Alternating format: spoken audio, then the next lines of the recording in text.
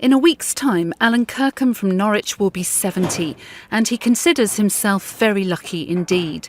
That's despite contracting hepatitis C and despite suffering from cirrhosis of the liver as a consequence.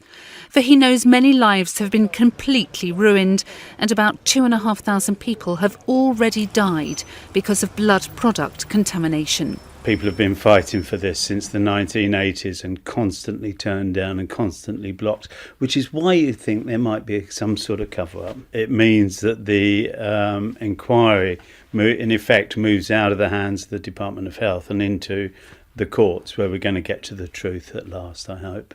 Victims have been campaigning for years for answers and compensation.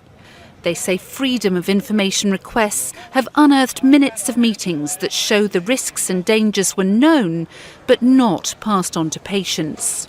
I think a lot of them are pragmatic and will say, well, mistakes do get made. But once it was realised that the mistake had been made, and that would have been in the early 90s, that was the time for the Department of Health to put its hands up. It's been called a cover-up on an industrial scale, and I think that cover-up is what really, really affects these people. The Department of Health admits the scandal was an appalling tragedy, which should simply never have happened, and the government was committed to a full and transparent inquiry. But there won't be any quick solution. This is just the start of a very long process. Natalie Gray, ITV News.